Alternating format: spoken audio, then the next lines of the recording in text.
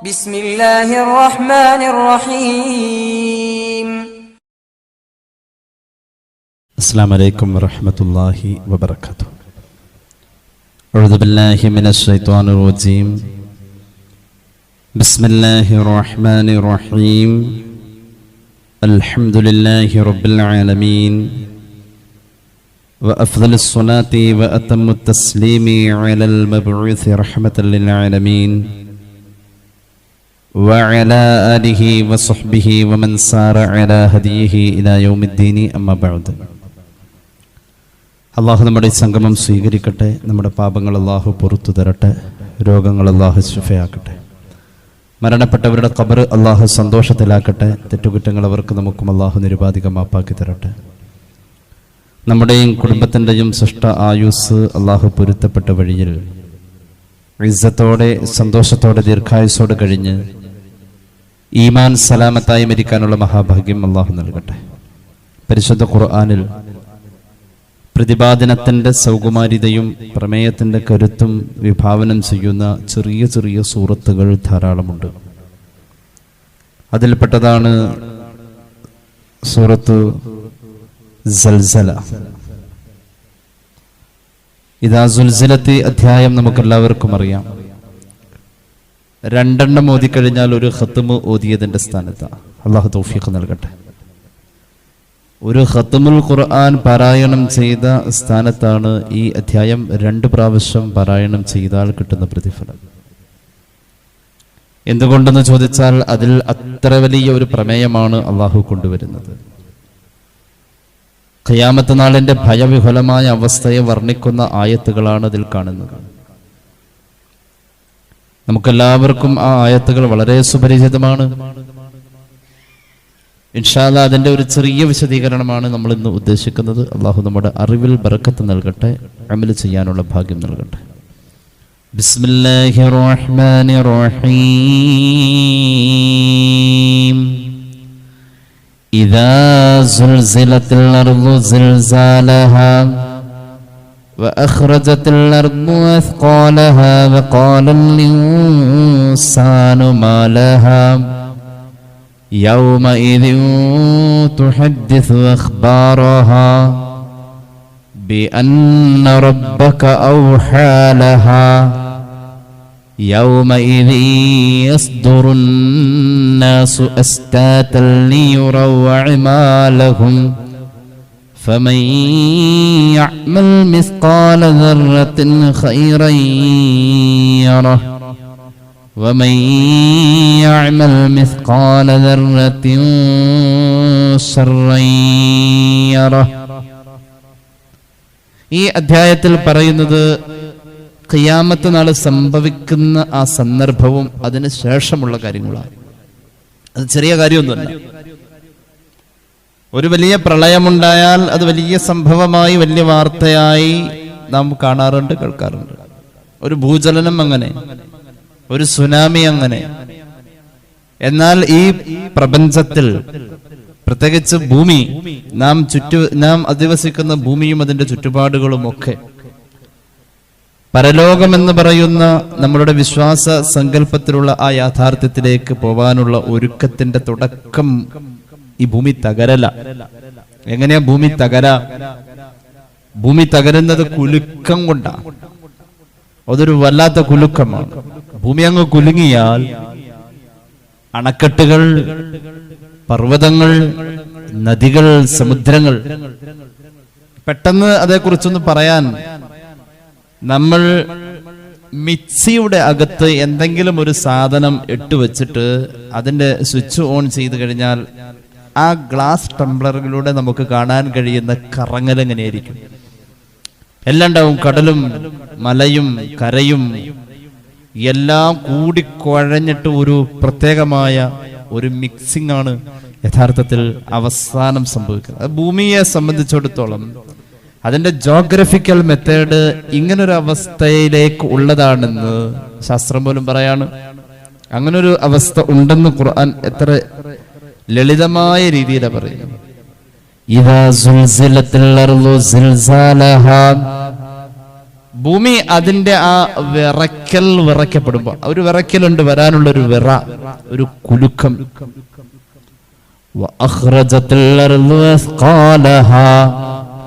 ഭൂമി അതിന്റെ ഭാരങ്ങളെ പുറത്തേക്ക് തള്ളും.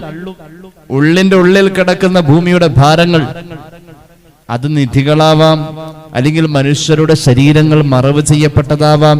അതിന്റെ ഉള്ളിലുള്ള ഭാരങ്ങളെ, അത് ലാവകളാവാം. ഭൂമിയുടെ അകത്ത് ലാവകൾ തിളച്ചു മറിയുന്നു എന്നാണല്ലോ ജോഗ്രഫി പഠിപ്പിക്കുന്നത്.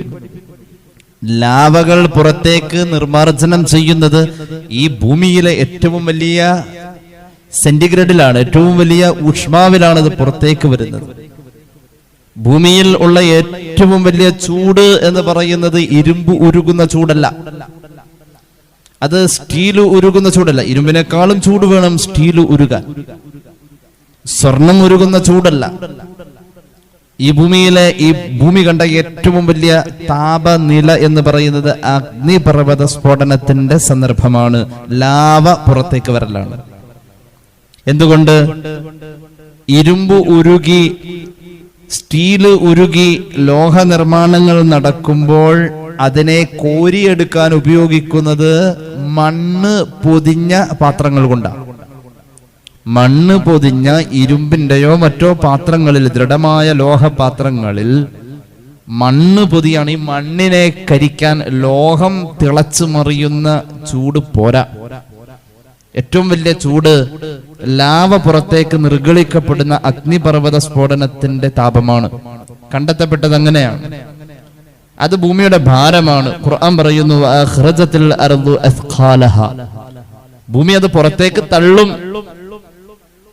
തിരമാലകൾ അലയടിച്ചു വരുന്ന ജപ്പാനിലെ ഒരു കടൽ തീരത്ത് ഏറ്റവും കൂടുതൽ അഗ്നിപർവ്വത സ്ഫോടനങ്ങൾക്കൊക്കെ സാധ്യതയുള്ള ഭാഗങ്ങൾ, അവിടെ അഗ്നിപർവ്വത സ്ഫോടനം നടന്നിങ്ങനെ ലാവ ഉരുകി ഒലിക്കുന്നതിലേക്ക് തിരമാല ഇങ്ങനെ അടിച്ചു കയറുന്ന ഒരു വീഡിയോ വിഷ്വൽ എടുത്ത് കാണാൻ ഇടയായി.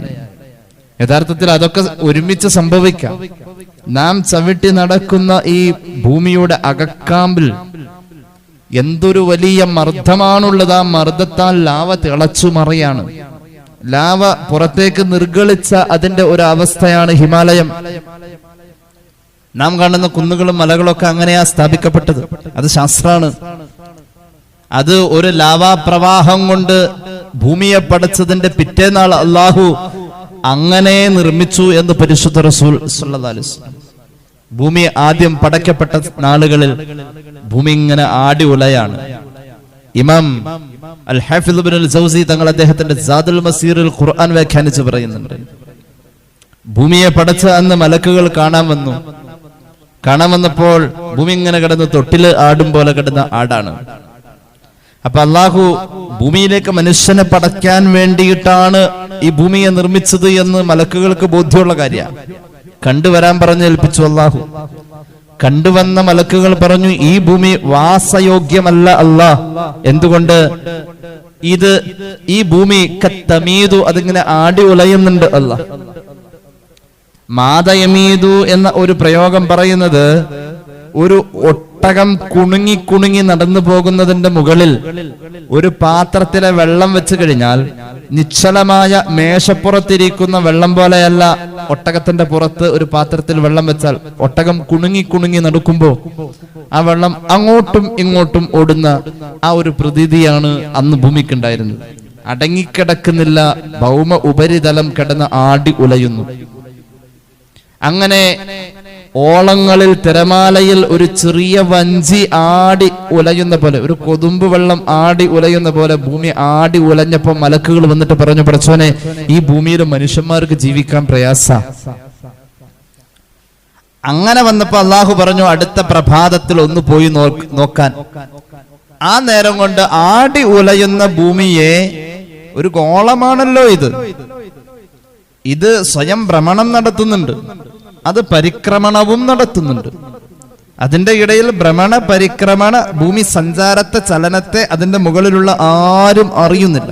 ഗുരുത്വാകർഷണ ശക്തി പോലെ സൗരയുധത്തിന്റെ അകത്ത് തന്റെ കേന്ദ്രബിന്ദുവായ സൂര്യനിലേക്കും ഒരു വലിയ ഒരു അദൃശ്യമായ ശക്തിയാൽ നിയന്ത്രിക്കപ്പെടുന്ന ഒരു ബന്ധമുണ്ട്, ഒരു കാന്തിക ബന്ധമുണ്ട്. അത്തരം മർദ്ദങ്ങൾക്കിടയിലും ഇത് സഞ്ചരിച്ചുകൊണ്ടിരിക്കാം. ഈ ഭൂമി അങ്ങനെ സഞ്ചരിക്കുന്നോടത്ത് ഇതിന്റെ ഫലകങ്ങളുടെ ചലനം, ഫലകങ്ങൾ പരസ്പരം കൂട്ടി ഉരസുമ്പോഴാണ് ഭൂമി കുലുക്കം ഉണ്ടാവുന്നതെന്ന് ജോഗ്രഫി പറയുന്നു. ആടി ഉലയുന്ന ഭൂമിയെ ബാലൻസ് ചെയ്യാൻ വേണ്ടി അള്ളാഹു പർവ്വതങ്ങളെ ഒരൊറ്റ രാത്രി കൊണ്ട് പടച്ചു എന്ന് പുണ്യനബി സല്ലല്ലാഹു അലൈഹി വസല്ലം. പർവ്വതങ്ങൾ ചില ഭാഗത്ത് ഇങ്ങനെ ഉയർന്നു നിൽക്കുന്നു. നമുക്ക് ഇപ്പൊ തോന്നും അവിടെയൊക്കെ ആ കുന്നുമലയൊന്നും ഇല്ലായിരുന്നെങ്കിൽ നല്ല രസായന. പർവ്വതങ്ങളെയും മലകളെയും മനുഷ്യന് ഇടിച്ച് നിരത്തുന്നതാണ് ഭൂമി കുലുക്കത്തിന്റെ ഒരു കാരണമായി ഭൗമശാസ്ത്രജ്ഞന്മാർ പറയുന്നത്. കാരണം ഇത് ആടി ഉലയാതെ അള്ളാഹു أفلا ينظرون إلى الإبل كيف خلقت وإلى السماء كيف رفعت وإلى الجبال كيف نصبت وإلى الأرض كيف سطحت. വെള്ളിയാഴ്ചകൾ ഓതൽ സുന്നത്താണിത്. ഒട്ടകത്തെ പടച്ചതെങ്ങനെ, ആകാശത്തെ തൂണുപോലുമില്ലാതെ അള്ളാഹു നിലനിർത്തിയതെങ്ങനെ ചിന്തിക്കുന്നില്ലേ? വൈലൽ ജിബാൽ, പർവ്വതങ്ങളെ കണ്ടാൽ ആലോചിക്കണേ. കൈഫ നുസിബത്, ആണി അടിച്ചു വെച്ച പോലെ ഭൂമിയെ ആടാതെ ഉലയാതെ പറന്നു പോവാതെ തത്തിക്കളിക്കാതെ അള്ളാഹു ഭൂമിയെ ഉറപ്പിച്ചു നിർത്തിയ ആണികളാണ് പർവ്വതം എന്ന് ഖുർആൻ. വൈലൽ അർളി കൈഫ സുതിഹത്, ഈ ഗോളാകൃതിയുള്ളതിനെ, ഈ ഉരുണ്ട ഭൂമി, അതിനെ പരന്ന പോലെ അള്ളാഹു ആക്കിയത് ചിന്തിക്കുന്നില്ലേ? അങ്ങനെയാ ഖുർആൻ ചോദിച്ചത്. അപ്പൊ ഇത് ചിന്തനീയമായൊരു വിഷയ. പർവ്വതങ്ങൾ അങ്ങനെയാ വന്നത്. പർവ്വതങ്ങളുടെ പുറപ്പാട്, അതിന്റെ നിർമ്മാണം ലാവകളാൽ ആണ്. ലാവ ഭൂമിയുടെ ഭാരമാണ്. വലിയ മർദ്ദങ്ങളിലാണ് ലാവ തിളച്ചു മറിയുന്നത്. ആ ലാവയുടെ നിർഗളനം പർവ്വതമായി തണുത്തുറഞ്ഞു വരാ, പാറകളായി വരാം. ഖിയാമത്ത് നാൾ അങ്ങനെയായിരിക്കും. ഈ ലാവ പുറത്തേക്ക് വരാം, ഭൂമിയുടെ ഉള്ളിലുള്ളതായ ഖനികൾ പുറത്തു വരാം. ഖനനം ചെയ്യപ്പെടേണ്ട, എനിക്കറിയാവുന്ന ഒരു സഹോദരൻ പറയാ, സൗദിയയിലെ ഒരു ഭൂപ്രദേശം എത്രയോ സ്വർണം ഖനനം ചെയ്യാൻ പറ്റുന്ന ഒരു ഭൂപ്രദേശമാണ്. സൗദി സർക്കാർ ആ ഭാഗത്തേക്ക് വല്ലാതെ ശ്രദ്ധിക്കുന്നില്ല എന്ന് പറയുന്നത്. അതടിസ്ഥാനപ്പെടുത്തി അദ്ദേഹം പറയുന്നു, ലോകത്തിലെ ഏറ്റവും വലിയ സമ്പന്ന രാഷ്ട്രം, 1ാം സ്ഥാനം, അതിനുള്ള ഖനി അവിടെ ഉണ്ട്. ഖനനം ചെയ്തെടുക്കുന്ന പെട്രോളിയം ഉൽപ്പന്നങ്ങൾ ഇതൊക്കെ പുറത്തേക്ക് ഖനനം ചെയ്യാതെ കണ്ട് തള്ളും. അതാ ഖിയാമത്ത് നാൾ. ഇതൊക്കെ കേട്ടിട്ട് നമുക്ക് എന്തൊക്കെയോ തോന്നുന്നു. ഒരു കുഞ്ഞു അധ്യായത്തിലാണ് ഖിയാമത്തിനെ കുറിച്ച് പറഞ്ഞത്.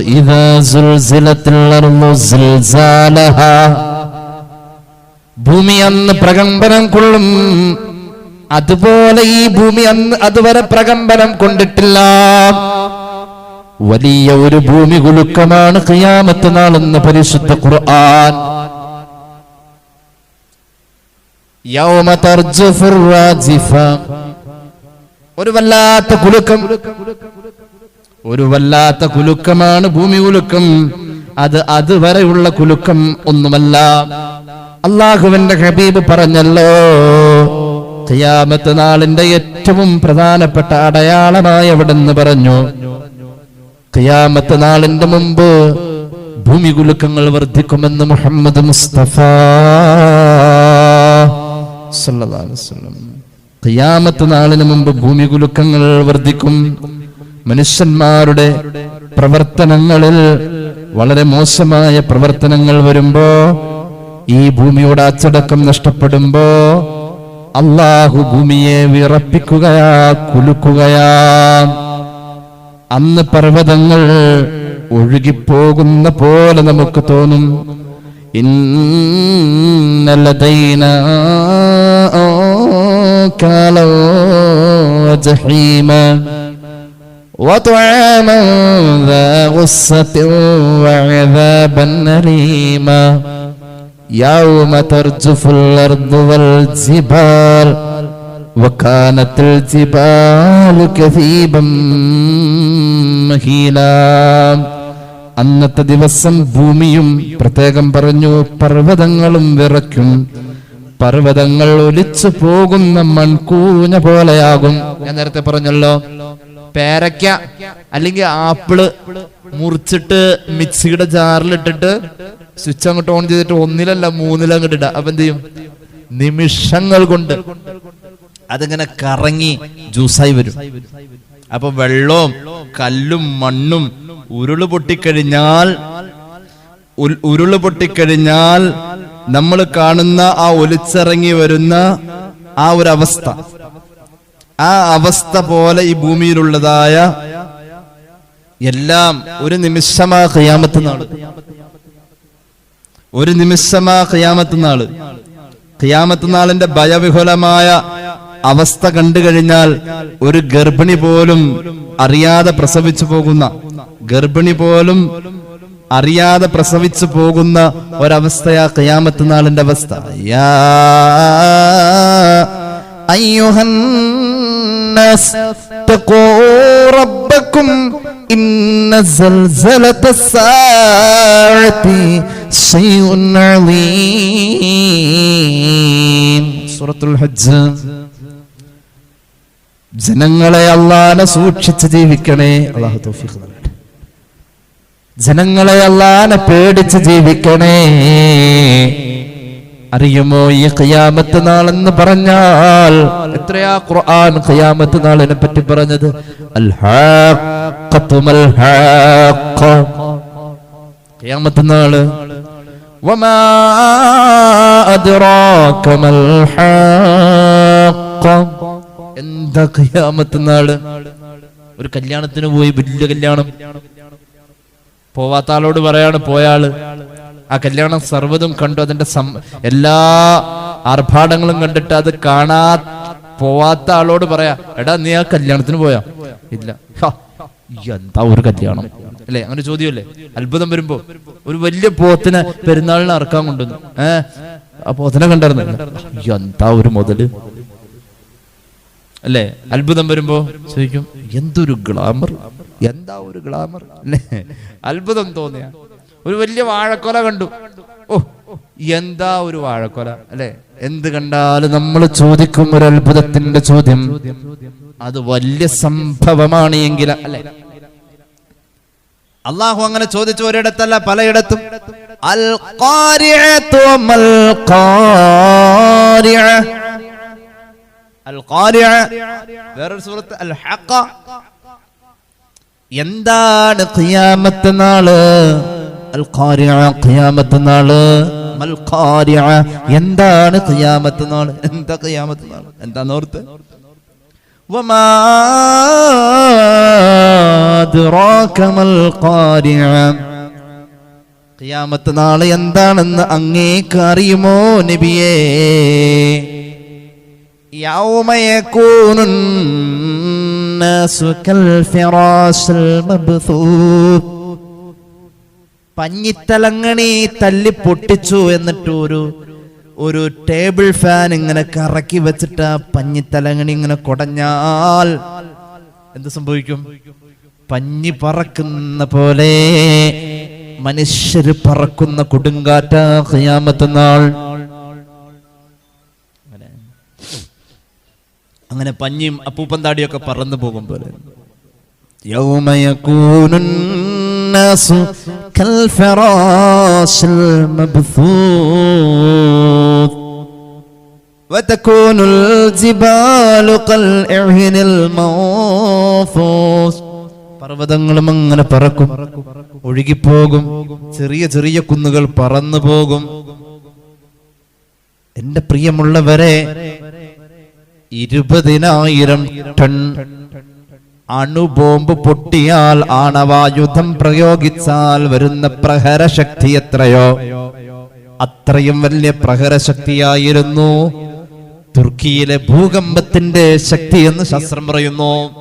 20,000 ടൺ രാസ ആയുധം പൊട്ടിത്തെറിച്ചാൽ ഉണ്ടാകുന്ന പ്രഹരശക്തി എത്രയോ അതിനേക്കാൾ വലുതായിരുന്നു തുർക്കിയിലെ ഭൂകമ്പം.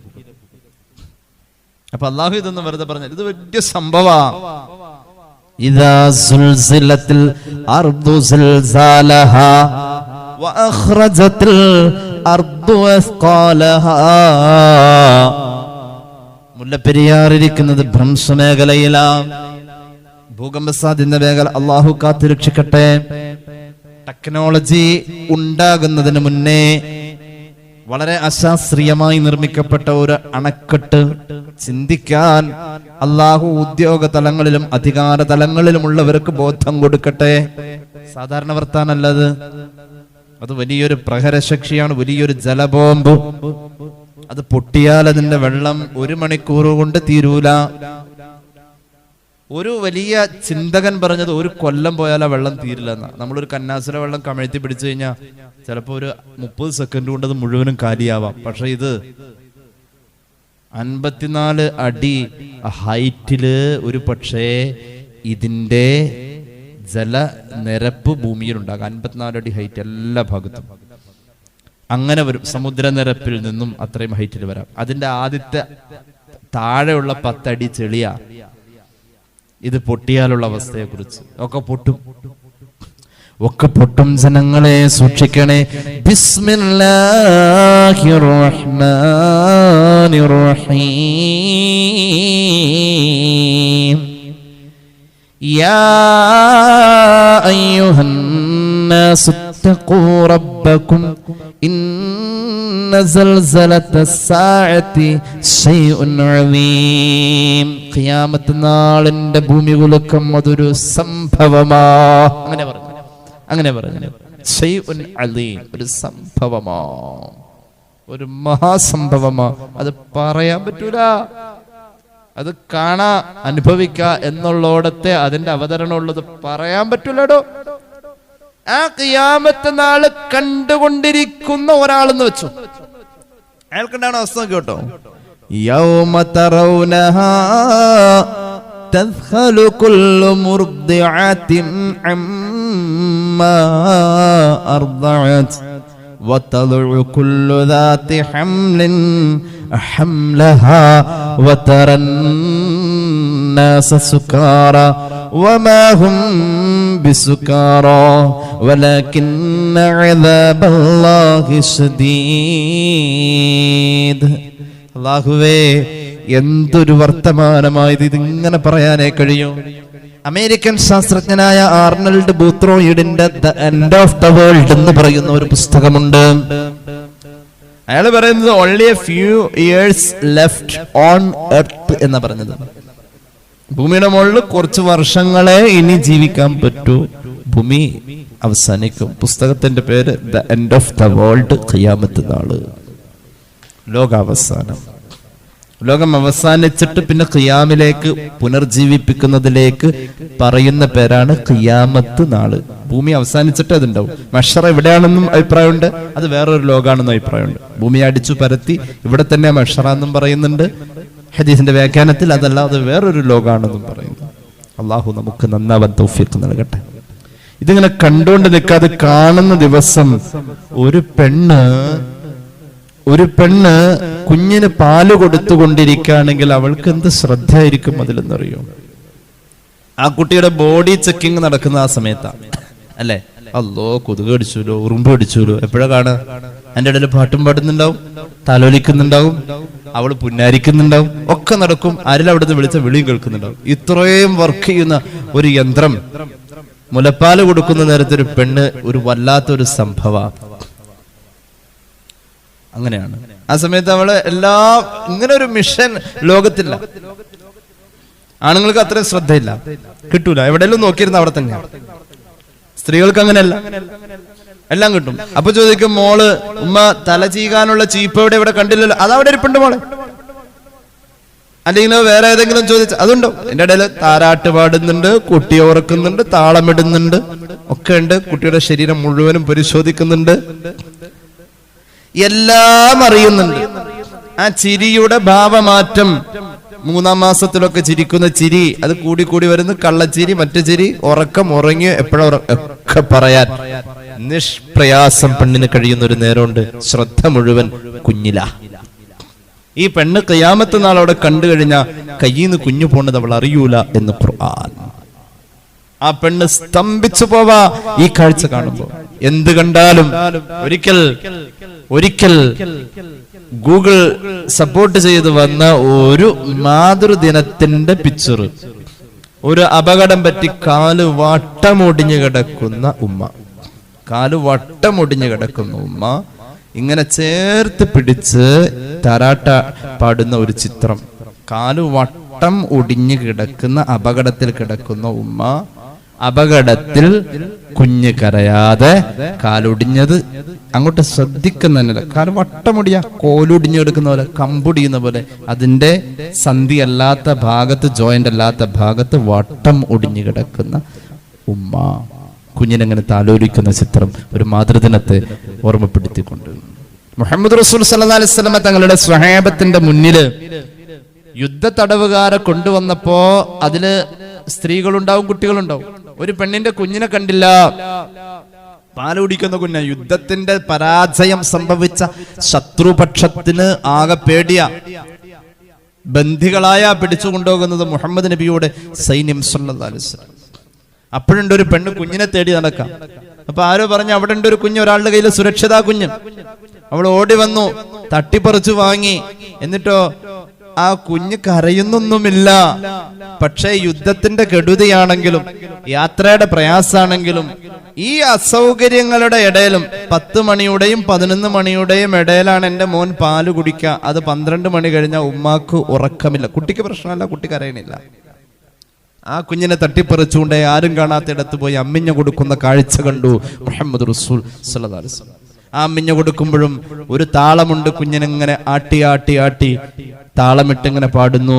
അവളിങ്ങനെ കുഞ്ഞിനെ ഉറക്കുന്നു, സന്തോഷിപ്പിക്കുന്നു. യുദ്ധക്കെടുതിയാണ്. തങ്ങളുടെ എല്ലാം നഷ്ടപ്പെട്ട് ബന്ധിയായ അടിമയാ ഈ പെണ്ണ്. ഈ നിമിഷം മുതൽ അടിമ പദവിയിലേക്ക് വന്ന സ്ത്രീയാണ്. യുദ്ധ നിയമം അങ്ങനെയാണ്. അവക്കതൊന്നും പ്രശ്നമല്ല. കുട്ടി പാല് കുടിച്ചോ എന്നാ ചിന്തിക്കാം. ഹബീബ് ചോദിച്ചു സഹാബത്തിനോട്, ആ പെണ്ണിനോട് ആരെങ്കിലും ചെന്ന് പറയാണ് ആ കുഞ്ഞിനൊരു തീയിലിട്ട് കരിക്കാൻ പറഞ്ഞ ആ പെണ്ണ് ചെയ്യോ? സഹാബത്ത് പറഞ്ഞു, നബി അങ്ങനെ പറഞ്ഞ ആ പെണ്ണ് ചെയ്യൂല. എന്നാൽ ആ പെണ്ണത് ചെയ്യാത്ത പോലെയാ തീയിലിട്ട് തന്റെ അടിമയെ കരിക്കാൻ അള്ളാഹുവിന് താല്പര്യമില്ല പെണ്ണിനെ പോലെ എന്നല്ല, അതിനപ്പുറം എന്ന് മുഹമ്മദ് റസൂൽ. ലല്ലാഹു അർഹമു ബിഇബാദിഹി. അള്ളാഹു ഈ പെണ്ണിനെക്കാളും അവന്റെ അടിമകളോട് തീയിലിടുന്നത് അള്ളാഹ്ക്ക് ഇഷ്ടമുള്ള പണിയല്ല.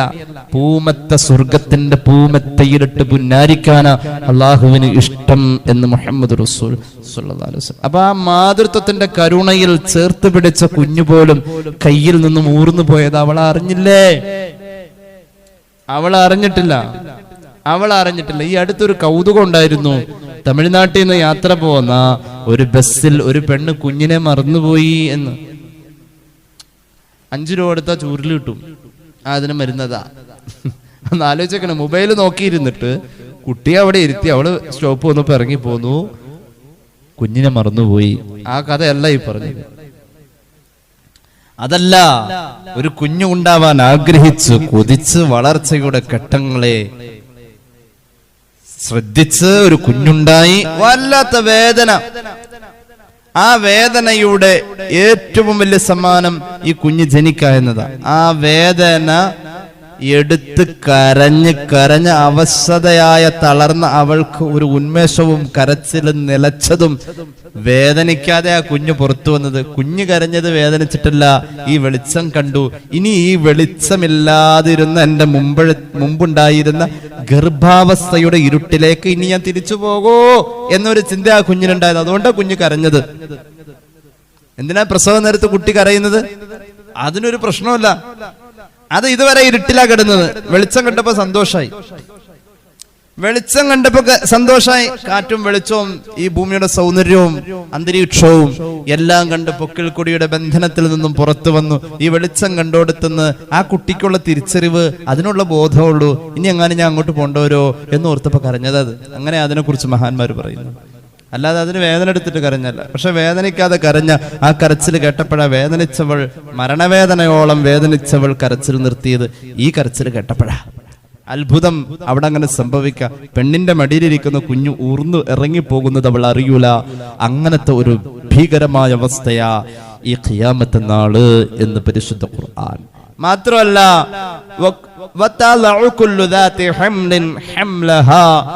ഗർഭിണിയായ പെണ്ണ് അവൾ അറിയൂല അവൾ ഇങ്ങനെ പ്രസവിച്ചു പോണത്. എന്ന് പരിശുദ്ധ ഖുർആൻ. കാരണം ബുദ്ധി ഇവിടെയല്ല. ഈ കാണുന്ന ഭീകരമായ കാഴ്ച കണ്ടപ്പോ ബുദ്ധി മരവിച്ചു പോയി, തലക്കടി കിട്ടിയ പോലെ ശക്തമായ ഒരു വീഴ്ച വീണ ഒരാള്, തലതല്ലി വീണ ഒരാള്, ഒന്നും ഓർമ്മയില്ലാതെ എല്ലാം തപ്പിപ്പിടിച്ചവൻ എഴുന്നേറ്റ് പോരും. എനിക്ക് ഒരു ഓർമ്മയും ഉണ്ടായില്ല ഞാൻ വീണപ്പോ. അങ്ങനെ പറയാറില്ലേ? ആ വീഴ്ചയിൽ ഞാൻ ഒന്നും ഓർക്കണില്ല എന്ന് പറയാറുണ്ട്. ആക്സിഡന്റുകൾ കഴിഞ്ഞ് രക്ഷപ്പെട്ടവർ അതിനുശേഷം പറയാറുണ്ട് എനിക്കൊന്നും ഓർമ്മയില്ല. ബഹുമാന്യനായ ഓണംപള്ളി മുഹമ്മദ് ഫൈസി, അള്ളാഹു ദീർഘായുസ്സ് കൊടുക്കട്ടെ, ഏതാനും വർഷങ്ങൾക്ക് മുമ്പ് അദ്ദേഹം ആലപ്പുഴയിലെ ഒരു പരിപാടി കഴിഞ്ഞു വരുന്ന സമയത്ത് എറണാകുളം എത്തുന്നതിന് മുന്നേ എരമല്ലൂർ എന്ന് പറയുന്ന സ്ഥലം അല്ലെ, അവിടെ വെച്ച് രാത്രി വണ്ടി ഓടിച്ചാൾ ഉറങ്ങി, വണ്ടി മറിഞ്ഞു വീണു, എയർ ബാഗ് വന്ന് പൊതിഞ്ഞു. കാറിൽ നിന്ന് പുറത്തിറങ്ങി കഴിഞ്ഞപ്പോൾ അദ്ദേഹത്തിന് മനസ്സിലാവണില്ല. ഞങ്ങളൊക്കെ ഉപദേശിച്ചു സീറ്റ് ബെൽറ്റ് ഇട്ട് വേണം വണ്ടി ഓടിക്കാൻ എന്ന് പറഞ്ഞ എന്നോട് പറയാൻ മോനെ സീറ്റ് ബെൽറ്റ് ഇട്ടേ വണ്ടി ഓടിക്കാവൂ. അതൊരു അനുഭവ. കാരണം എയർ ബാഗ് വർക്ക് ചെയ്യണമെങ്കിൽ സീറ്റ് ബെൽറ്റ് ഇടണം. ആ പുറത്തിറങ്ങിയ സമയത്ത് ഒന്നും മനസ്സിലാകുന്നില്ല. എന്തപ്പോ അവിടെ സംഭവിച്ചു? വണ്ടിയിലേക്ക് നോക്കിയപ്പോ വണ്ടി ആകെ തകർന്ന് കിടക്കുക, 3-4 മറിയിൽ മറിഞ്ഞു. നേരം വെളുത്ത് അദ്ദേഹം കുവൈത്തിനോ ഖത്തറിനോ ഇട്ട് പോവുകയും ചെയ്തു. അദ്ദേഹത്തിന്റെ ഒരു കാര്യങ്ങൾക്കും മുടക്കം വന്നില്ല, ഒരു പോറല് പോലും ഏറ്റില്ല. പക്ഷെ ആ സന്ദർഭത്തെ ഓർക്കാൻ പറ്റുന്നില്ല. ഒരു അടി കിട്ടിയ പോലെ. ഖിയാമത്ത് നാളിന്റെ കാഴ്ച കാണുമ്പോ സ്തംഭിച്ചു പോവാറുണ്ട് നമ്മള്. ആ സ്തംഭനത്തിൽ പെണ്ണ് പ്രസവിക്കുന്നത് പോലും അവൾ അറിയൂല. അന്ന് ഈ പ്രസവവും ഗർഭവുമല്ലാത്ത മറ്റു മനുഷ്യന്മാരെ കണ്ടാൽ കള്ളു കുടിച്ച് മസ്ത് പിടിച്ചവനെ പോലെ ആടിയാടി പോകുന്നത് കാണാം. ഓരോരുത്തരും ഇത് കാണുന്ന കാഴ്ചയിൽ ബോധം പോവാ. ഈ കാഴ്ച കാണാവതല്ല. വമാഹും ബിസുക്കാറ, കള്ളു കുടിച്ചവർക്ക് മസ്ത് വന്നതല്ല. വലാകിന്ന അദാബല്ലാഹി ശദീദ്, അല്ലാഹുവിന്റെ അദാബിനെ മനുഷ്യന് ബോധ്യപ്പെടുന്നത് അപ്പോഴാ. അത് ബോധ്യപ്പെട്ടു കഴിഞ്ഞാൽ അവൻ ഇങ്ങനെയായി തീരും. അല്ലാഹു നന്നാക്കി തരട്ടെ. ഖിയാമത്തിന്റെ ഖിയാമത്ത് നാളിന്റെ ഭയവിഹുലമായ ഏറ്റവും ഭീകരമായ അവസ്ഥയെ വർണ്ണിക്കുകയാ സൂറത്ത് ഇദാ സുൽസിലത്തിൽ അർദു സിൽസാലഹാ വഅഖ്റജത്തിൽ അർദു അസ്ഖാലഹാ വഖാലൽ ഇൻസാനു മാലഹാ. ഭൂമി അതിന്റെ ഉള്ളിലെ ഭാരങ്ങളെ പുറത്തേക്ക് തള്ളുമ്പോ മനുഷ്യൻ ചോദിക്കും, എന്തു പറ്റി ഈ ഭൂമിക്ക്, എന്തു പറ്റി ഈ ഭൂമിക്ക്?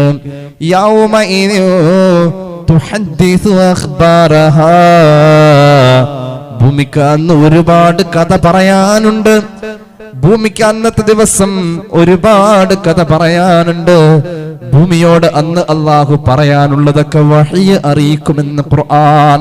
അതായത് ഉരുണ്ടു വരുന്ന കല്ലുകൾ നമ്മോട് സംസാരിക്കുന്ന പോലെ തോന്നും. പൊട്ടിത്തെറിക്കുന്ന പർവ്വതത്തിന്റെ ശകലങ്ങൾ നമ്മോട് പറയുന്ന പോലെ തോന്നും. എന്താ പറയുന്നത്? ലാ ഇലാഹ ഇല്ലല്ലാഹ്, അല്ലാഹു ഏകനാ, അവന്റെ ഖുദ്റത്തിൽ ഇനിയും നിനക്ക് വിശ്വാസമില്ലേ? മഹ്ശറ സത്യമാ, സ്വർഗം സത്യമാ, നരകം സത്യമാ, പുനർജീവിതം സത്യമാണെന്ന് പറയാൻ മൺതരികൾക്ക് അല്ലാഹു വഹ്യ് കൊടുക്കും. ബി അന്ന റബ്ബക ഔഹാ ലഹാ. ഇത്രയും വലിയൊരു പ്രമേയം പറഞ്ഞ അധ്യായം 2 വട്ടം ഓതിയാൽ ഒരു ഖത്തം. അല്ലാഹു തൗഫീഖ് നൽകട്ടെ. 2 ഓതിയാ ഒരു ഖത്തം.